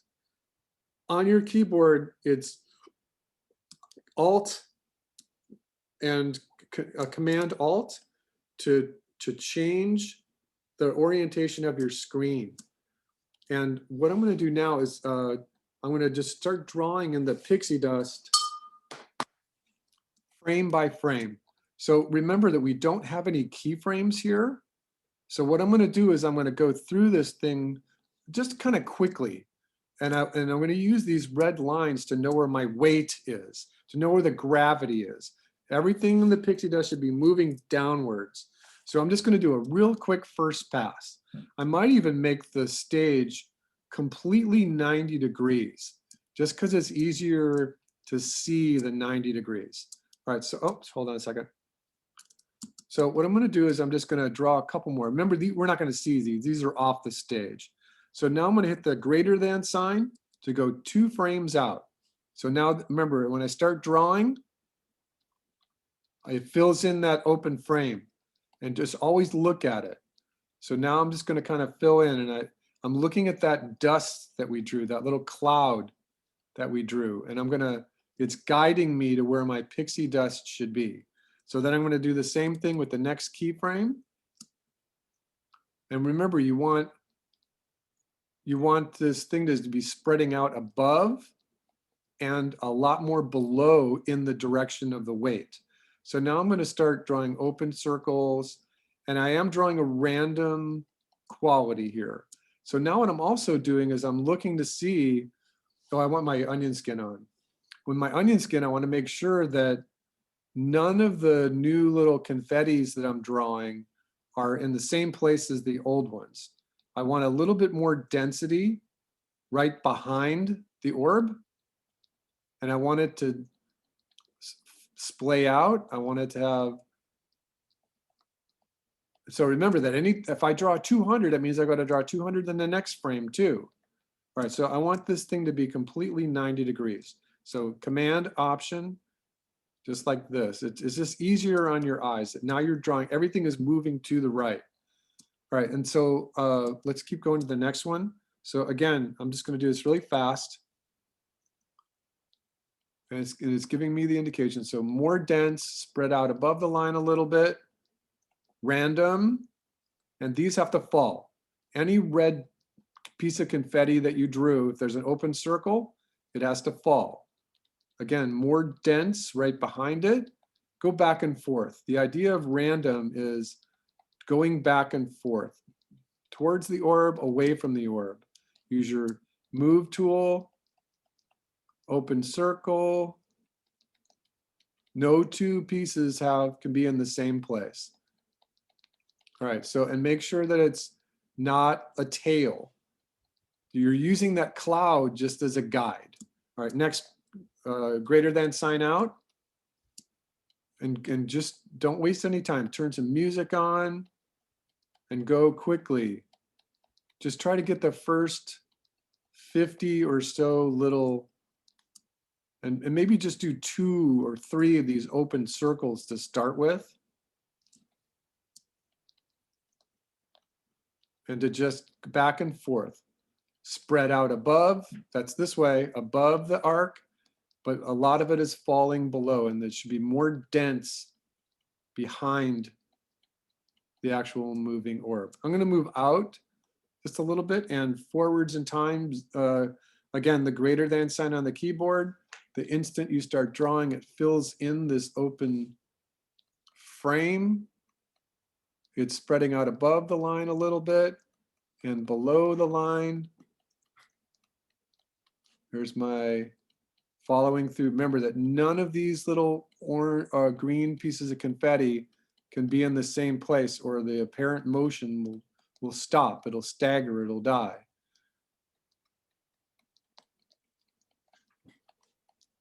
Follow this one. All right, next one.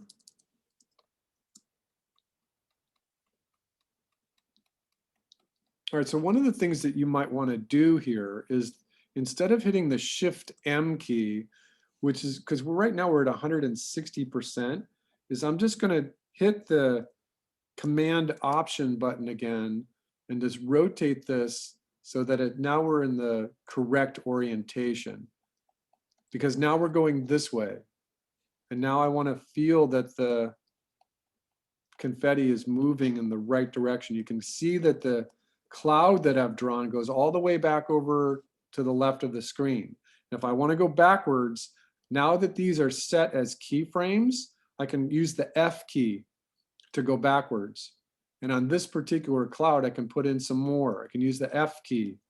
I can put in some more. This is the idea of being random, is not only going to the keyframe that you're on and getting a variety of shapes and spaces and spreading out above and below the line and making sure that the pixie dust is going to be magic and twinkle, but you can go back and forth in time as well.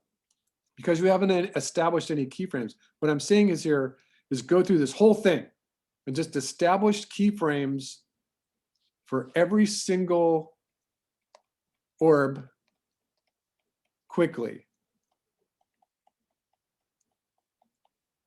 Even if you're not going to do all of them. Even if you just make a mental note, you're going to go back in and you're going to do 2 or 3 or 4 or 5, 8 different passes on this. So you can do the whole thing very quickly.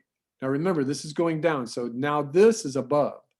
So just a few above, cluster a few of the pixie dust pieces more behind it. Spread it out, go back and forth. You've got the onion skin turned on, so you know not to put any of those pieces of confetti in the same place, that they should be moving downwards. spread it out a little bit more, go to the next keyframe.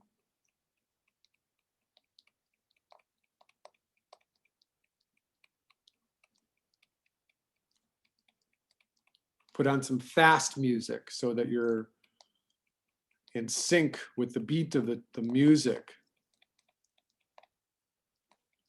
And you know, it doesn't take a lot of thinking. It takes just a little bit of concentration. And this is about probably 1/8 the amount of pieces of confetti that I would actually want from my final. And right now I'm about 1/8 of the way through my shot. All right, so now as we come around here, I want to spread out above and below the line, and that each one of these guys should be falling. My hand is on the keyboard. I'm getting ready to go to the next frame. So, you know, and oh, look, I got this in the wrong place. So put your cursor here and hit the minus key on the keyboard. The plus and minus keys all the way up on the right side of your keyboard. Now, what it's done is it's taken these guys and it's put these guys on the wrong frame. So you can get your eraser out and you can kind of just kill them. They're only on this layer, anything that you erase.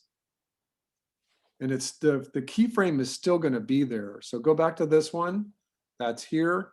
Just go travel out here. Go back to your pencil. It'll remember the color you're working on. All right, and once again, the exact same thing. Cluster more of the confetti right behind the orb and then spread it out above and below the line. Each one of the little pieces of confetti you drew has to fall. It has to follow through. It has to follow on this cloud that you drew.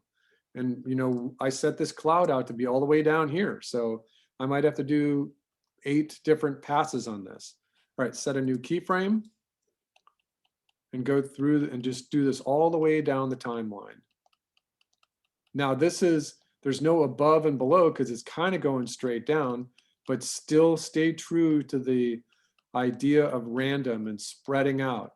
Go back and forth and up and down all the way through your shot.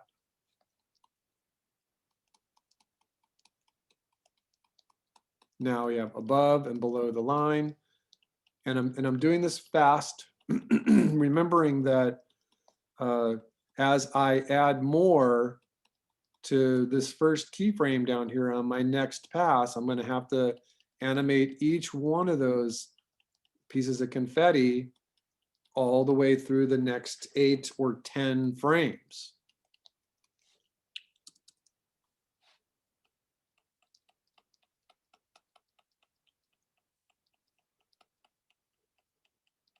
Back and forth, spreading out above the line, and the gravity is pulling down more below it.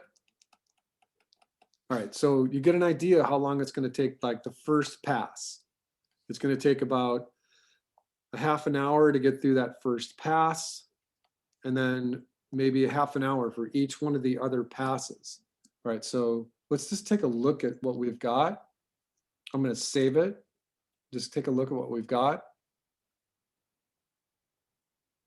All right, so that's looking okay. I could render a movie if I really wanted to, but right about this frame right here, which is right here, let us talk about an exploding star. Let's just pick this frame right here. So I'm paying attention, I'm on frame 19. So what I'm going to do is I'm going to take this little X that I've drawn right here, and this is going to be my first exploding star. And this X is going to drop down. And now that I've got keyframes set, I can use my G key to go to the next keyframe. So I'll go to the next keyframe, and I'm going to take that X, and I'm going to bring it down a little bit, and I'm going to turn it into a 6-point star. And quite literally, you want the ends of that star to be really sharp.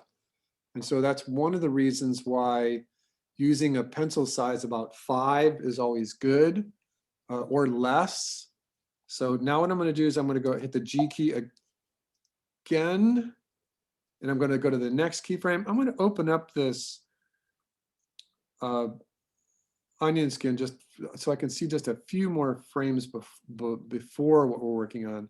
And now instead of drawing a 6-point star, I'm going to draw the 6-point star with a hole in the middle of it. And the reason why I wanted this onion skin open a little bit more before, because I want to make sure that it's falling at a regular rate. Now, I'm not quite sure I like all of those positions. I want it to be hexagonal. Like that's okay. And then I'm going to the G key, go to the next keyframe. And now I can see the timing. I'm going to put the next one here. Now I'm going to open up the hole that's in the middle of this exploding star. I've got 4 of them so far. Go to the next keyframe with the G key. And now the center is going to be about right here. So now get these things to open up even more. 1, 2, 3, 4, 5, 6. And the next keyframe. So now I'm going to bring it down just a little more. 1, 2, 3, 4, 5, 6. Line was a little shaky right there. Next one. Now it's coming down, opening.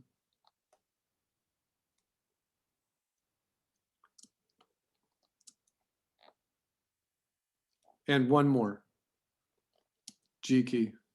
So bring this down, open it up a lot. Now these guys are going to fade. They're going to disappear. Maybe add another one. You can have an option here of like putting like a little dot in the middle that falls and explodes on the next keyframe. Let's take a look at that at speed.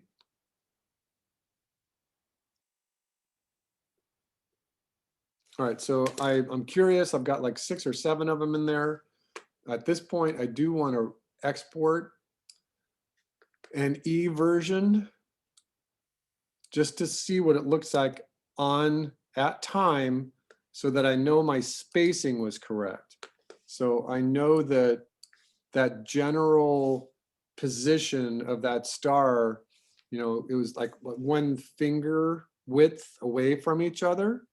Now let's make sure, before I do anything else, let's make sure that that works. Right, so I think it's working okay. Let's take a look at it again. So one of the things that I'm seeing just in this version is that it looks like it's just falling, and it doesn't look like it's exploding as much as it should be. So let's try a different version here.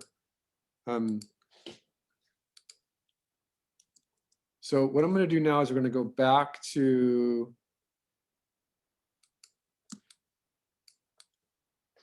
let's start on this frame right here. We're on frame 13, and we're going to do another one. And we're going to have this one be a little faster.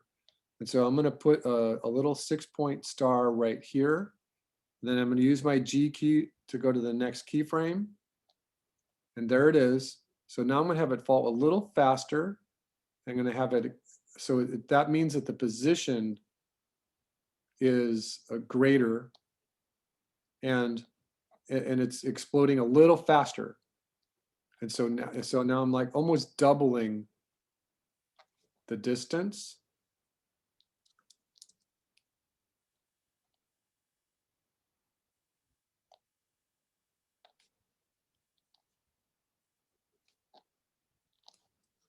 Next keyframe.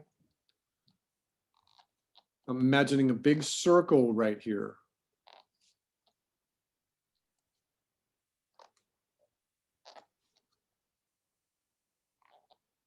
And one more.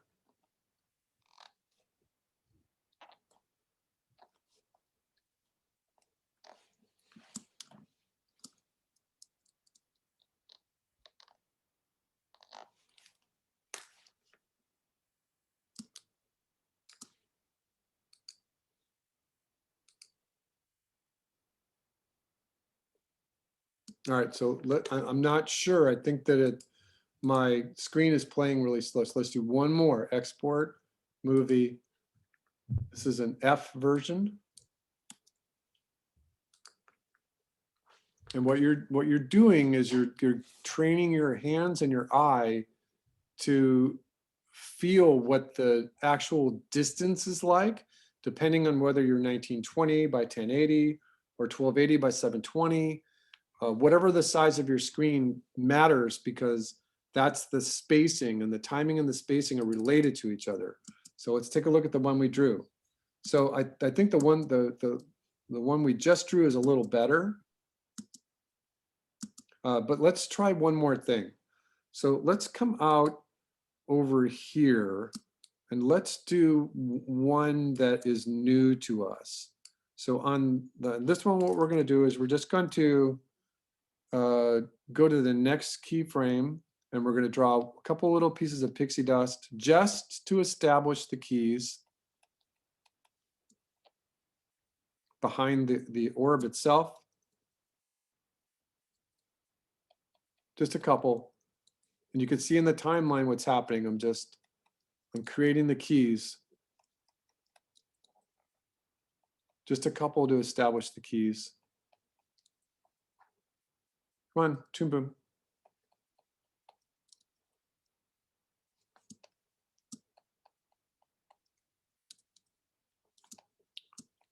Okay, good. So now I'm going to come back here. Let's go back 2 more keyframes. 1 more keyframe. I want this one right here. All right, so on this one, what we're going to try is just a slightly different approach. What we're going to do is we're going to take a 6-point star, and we're going to put it right here. And I don't like that line. I'm going to do it again. And I'm going to move it just the same speed as the last one. Hit the G key to go to the next keyframe, but I'm going to spin it. So I'm going to take the orientation and I'm just going to rotate it counterclockwise just a little bit.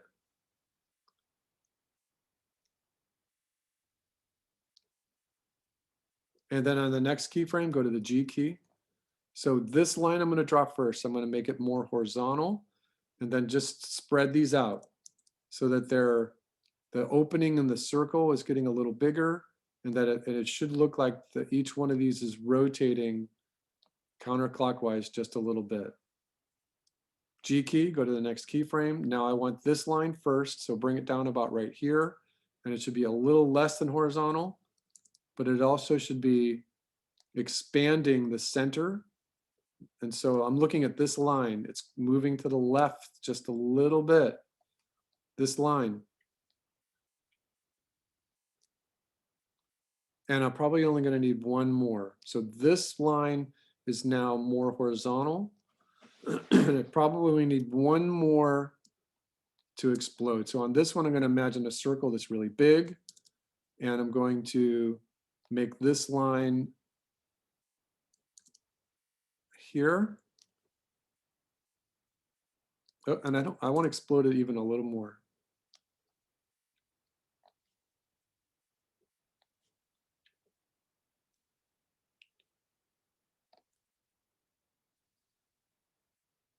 All right, so then on the very next keyframe, what I'm going to do is I'm just going to like have it be really fast.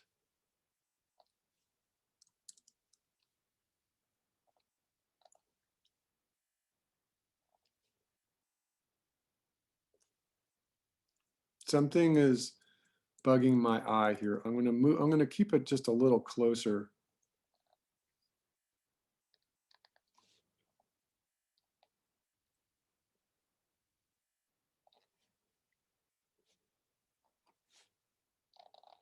All right, let's see how that looks.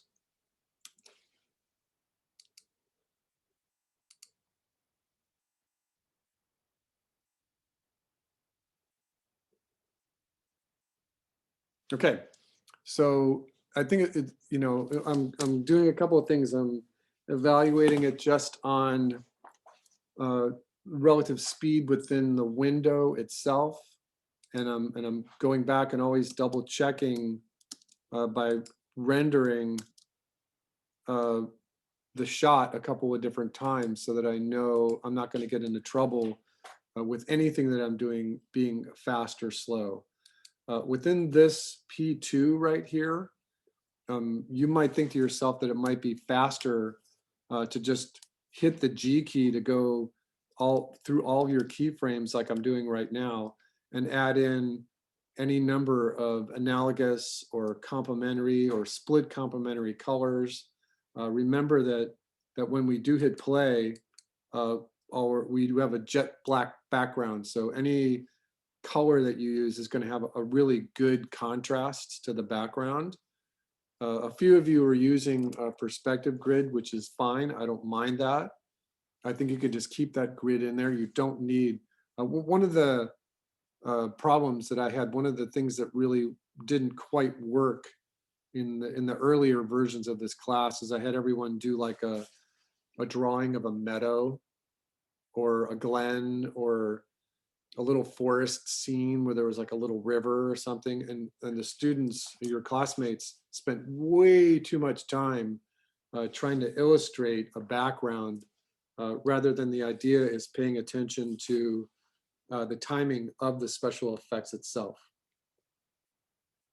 Hey, Billy, Yeah, now that we're coming up on the end of class, can you talk about what's deliverable for next week? yeah, I want a QuickTime movie. Okay, just this project, we're not doing, well, I just No. noticed in the module 2, it was talking about the flag and some other stuff. Yeah, like I said, that is based on what your sketches are. So next week I'll demo the flag. I will show you how to do a flag, 2 or 3 different versions of a flag next week. And then you can choose to put a little place in your drawing where you want to do a layout for like the top of a pirate ship or something and have a bomb explode. It's up to you. If you want to do them all separate, you can do them separate. But this deliverable is just a QuickTime movie of your pixie dust. And you've seen a couple of different examples. I'll show you a couple more. Okay, got it.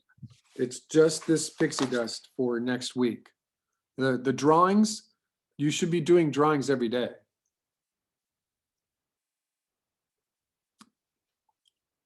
Yeah, I've got 3 other teachers telling me the same thing, so don't worry, I'm up to speed on that. Yeah. Well, we are all trying to think outside the box, right? All right, so this is interesting, Nate. This person put a field of stars behind it, which is fine, right? You could actually have the stars twinkle. But remember, this one's not that great because it's like a worm, right? It's like a glowworm. There's a little snake in the sky. It's not fanning out. The pixie dust is not spreading out above and below the line, and it's not falling. It's just a tail. I don't want a tail. So this is an example of what I don't want. And it's always good to see what I don't want.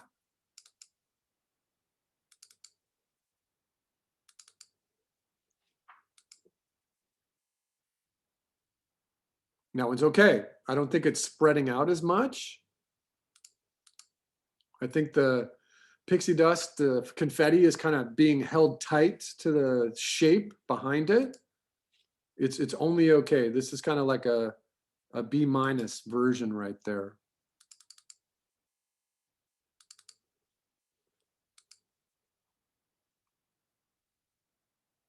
This is B+ A- right here. This is great. See all that stuff falling? This is A-.